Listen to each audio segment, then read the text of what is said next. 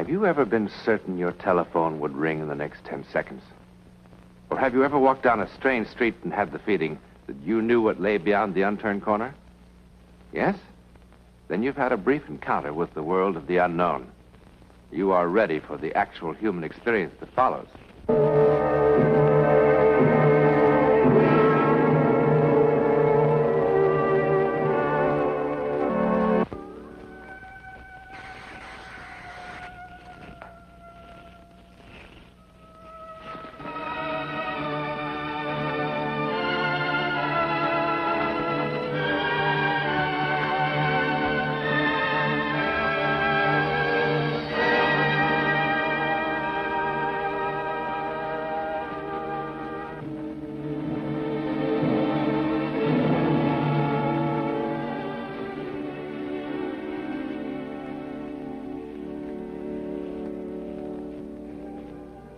This is not merely a story of arson. They will put this fire out in time. No one will be hurt. But she who started the fire, what about her? You saw her face.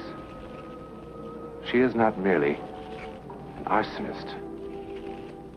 Look at her again.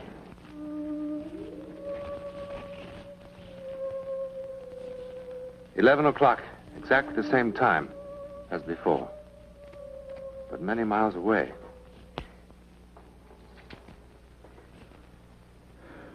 Bill, I'm going to be perfectly frank with you. I don't know what causes these fevers. They seem to be malaria, the way they come and go, but they're not quite like it.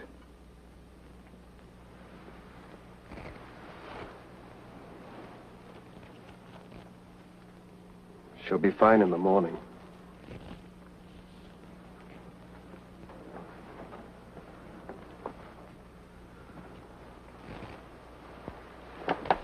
That's the way it's been. In the morning.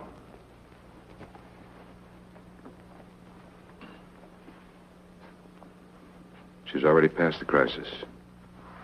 When did the fever come on? Around 10. Inside of 15 minutes, it shot up to 103. It's the fourth time this year. I just don't know.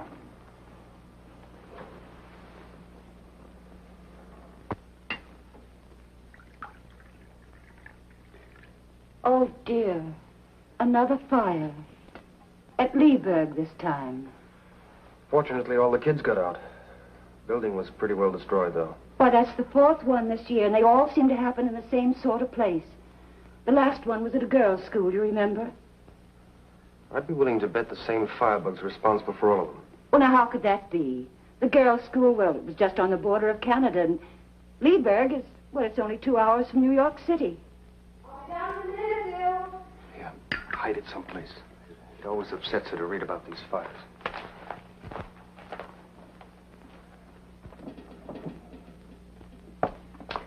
Oh, good morning, Mrs. Harvey. Good morning, darling. Good morning. You know, I don't know why it took me so long to get dressed.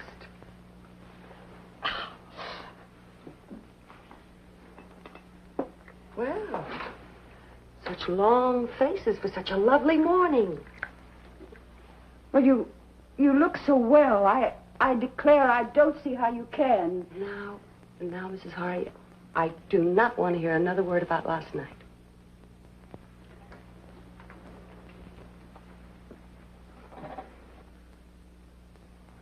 Bill. Esther. Look, What's the matter? Well, you were awfully sick last night, and... Please, don't let's talk about it today. Please. All right. I love you.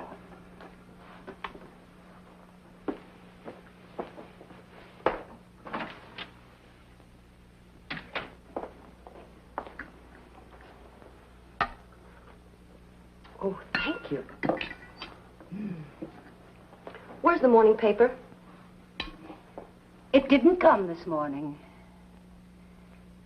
It always comes. What's the matter? What happened? Was there a fire last night? Now, don't upset yourself, please.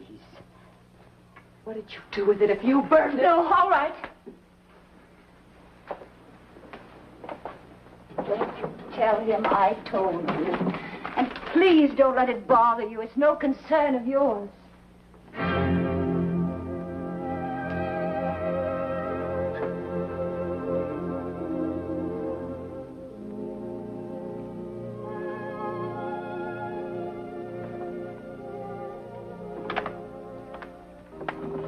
Hello, Mrs. Quentin.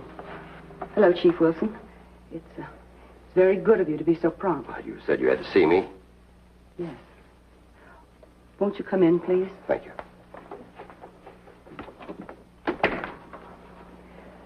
Everybody's out, so we won't be disturbed.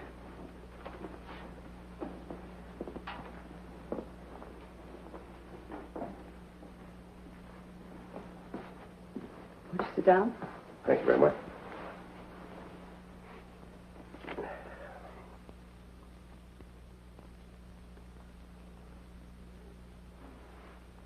What was it you wanted to tell me, Mrs. Quentin? It's about those fires. I should have come to you some time ago, but I just couldn't bring myself to.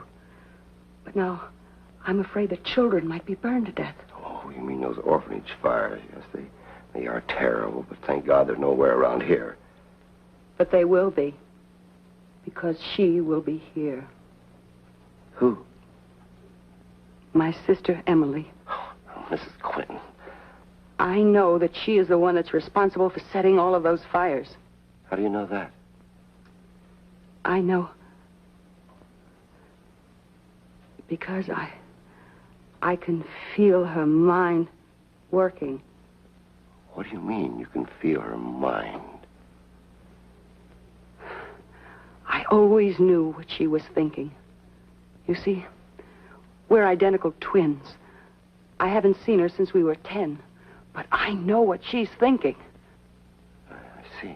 Well, what about your sister? Does she know what you're thinking? No. No. And she never knew that I could read her mind. She had such terrible, horrible thoughts. Mrs. Quentin, I'm not sure I know what you're talking about. Everybody thought that she was kind and good and wonderful. That's what she wanted them to think. But I knew what she really was. And when those hideous fires started to break out, I kept hoping that somebody would catch her and put her away. Mrs. Quentin, have you talked this over with your husband? No. No, you see, my husband doesn't know I have a twin sister. Why not? Well, when I was 17, I left my hometown and I came to New York. That's where I met my husband. And, well, it didn't seem to be any reason for me to tell him about the past. But now, I'm afraid. It's all right, I'll take care of it once, and just don't you worry about a thing, Mrs. Quentin. Do you have to involve my husband? I mean, you know, you can imagine how ashamed I am if there were any scandal. His family. No. I'll keep it very quiet. Just don't you worry, Mrs. Quentin. Thank you. Thank you.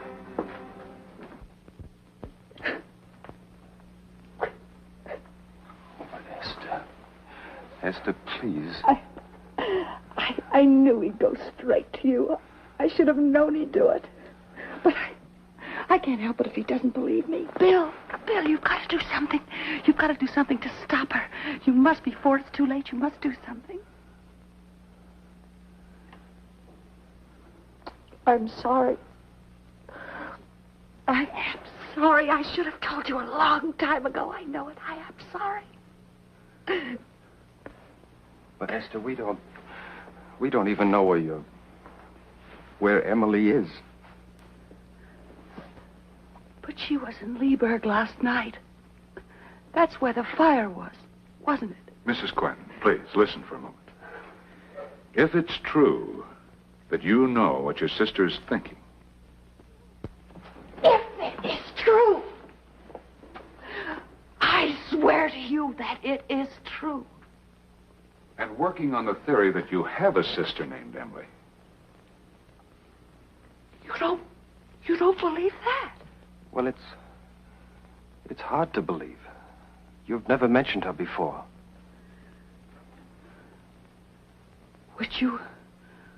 Would you believe me if Emily called me on the phone tonight?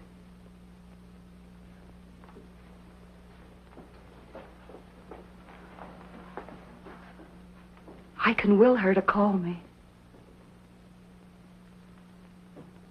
What? I can will her to call me.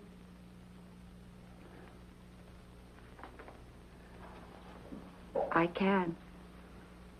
If you can do that, then will her to stop setting fires. But I can't do that, Dr. Parks. Don't you think I have tried? Don't you think I've really tried?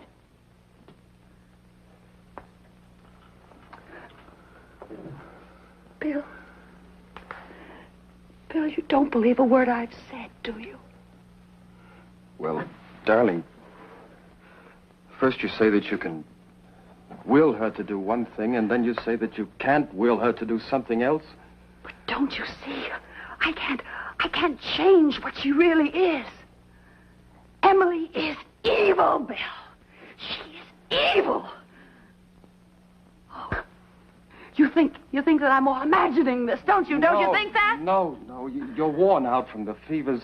Sometimes people get strange fancies when they're ill, isn't that right? I am not insane, Bill. Don't you understand? I'm not insane. No, I am not ill, we're and not I'm not saying insane. that, Esther. We're not saying it. Emily will call here at 10 o'clock tonight. And when she does, I want you to answer the phone, Bill. And I want you to be here, Dr. Parks and Chief Wilson. And then perhaps you'll believe me.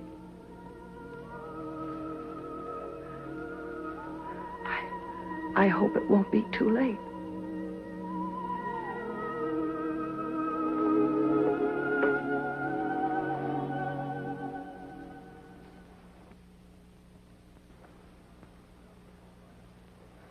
Well, if it's all right, I'll be going along then. Oh, certainly, Chief. Again, my apologies for wasting your time this way.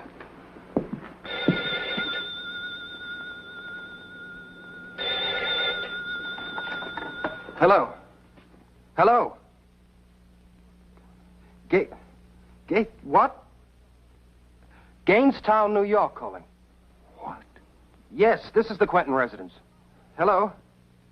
Hello? This is William Quentin. Esther's upstairs. Who's calling, please? Emily Harkness. Can you wait a second, please? I'll get Esther. Hello?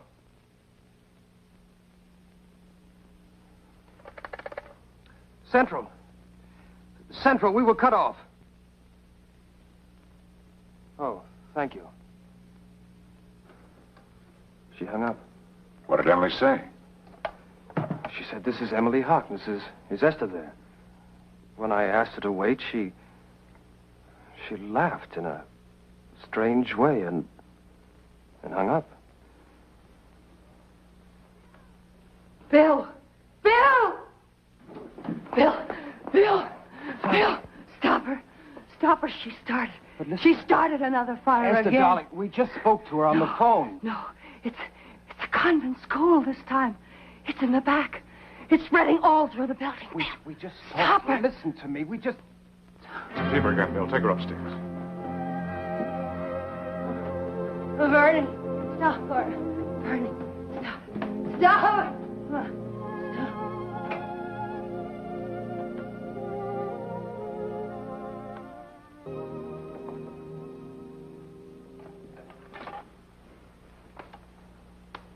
Hello, Central. Chief Wilson. I'd like to make a long-distance call. Gainestown, New York. The police station, please hurry. Hello? Hello? This is Chief Wilson, calling from Cedar Falls. Do you have a convent or parochial school in Gainestown? St. Anne's? Thank you for your information. I'll explain later. Hello, Central. Please connect me with St. Anne's School, Gainestown, New York.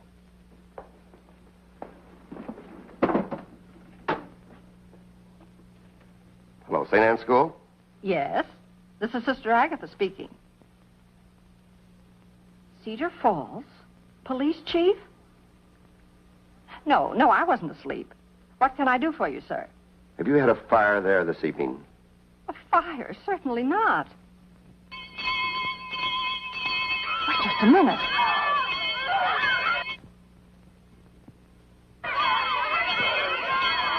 I can't talk now.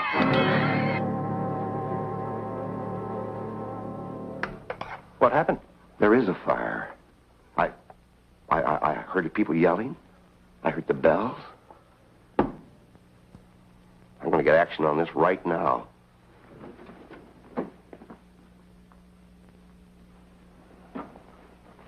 There's no sense bothering with Gainestown. She moves too fast for that.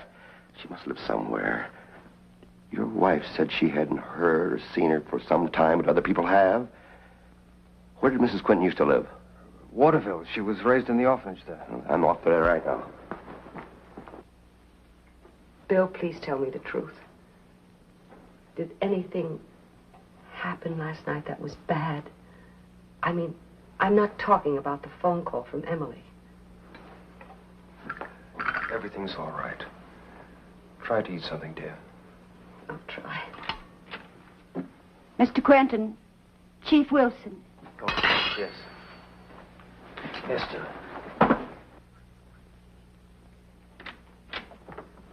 What happened? Tell me. Did you find her? Did you find her? Darling, this is a business matter. Let me No. handle it. Mrs. Quinton should hear this, too. I just got back from Waterville. Had a long talk with the superintendent of the orphanage there. Go on.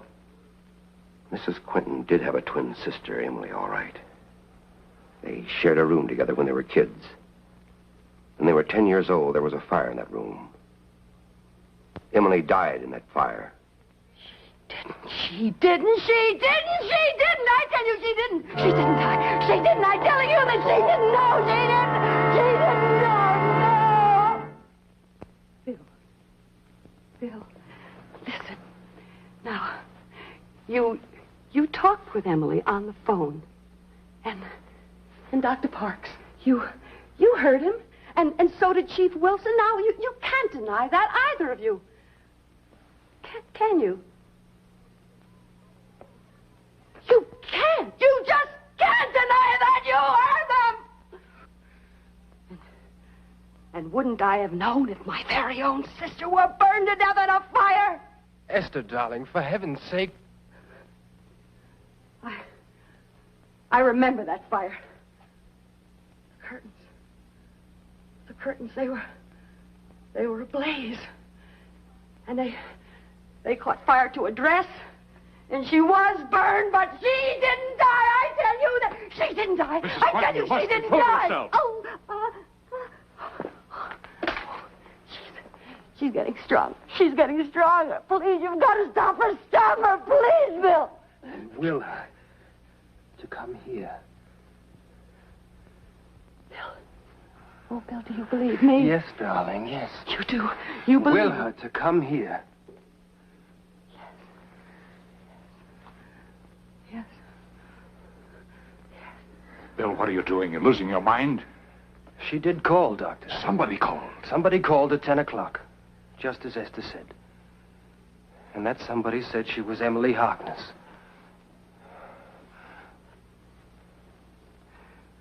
Will her to come here.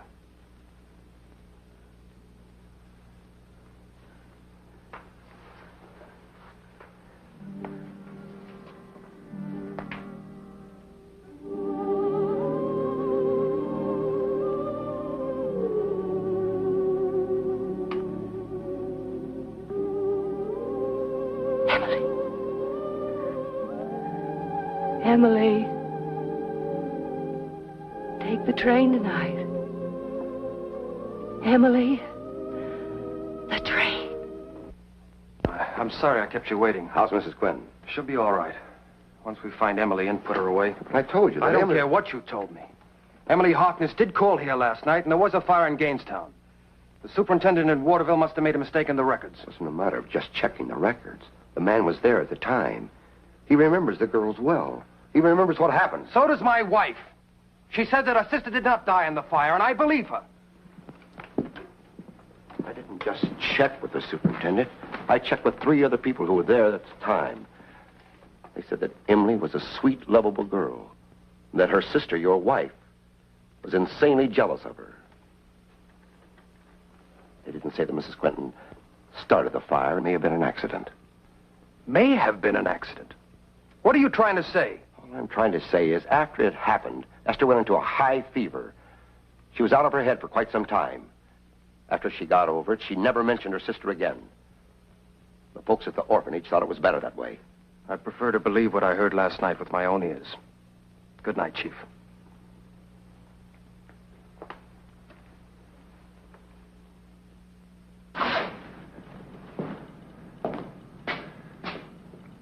I wish we hadn't left Esther alone. She's not alone. Mrs. Harney's with her.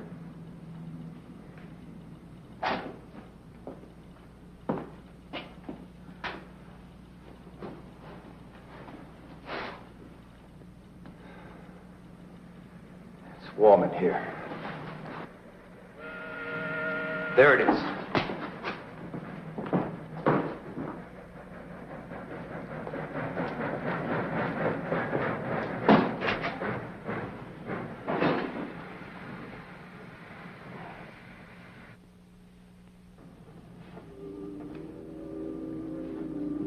Go.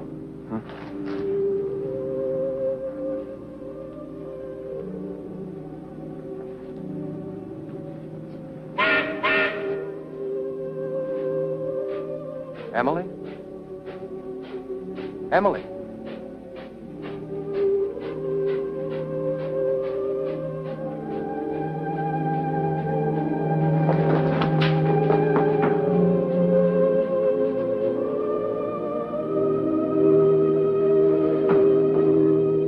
Emily! Wait!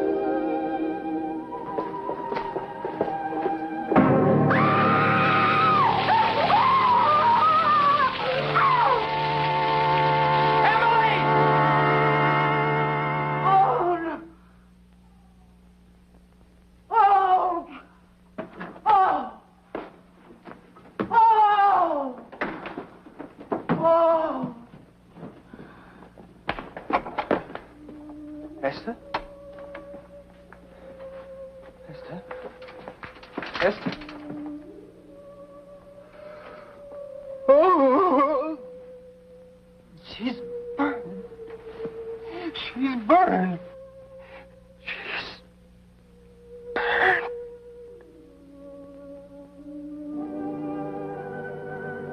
The phenomenon of bilocation, the power which enables a person to be in 2 places at once, has been reported many times. In a sense, the one entity becomes 2. The second is sometimes called the etheric double. In this instance, Esther Quinton may have been subconsciously aware of the truth, that the evil Emily was actually her other self, and so deliberately consigned both entities to the flames.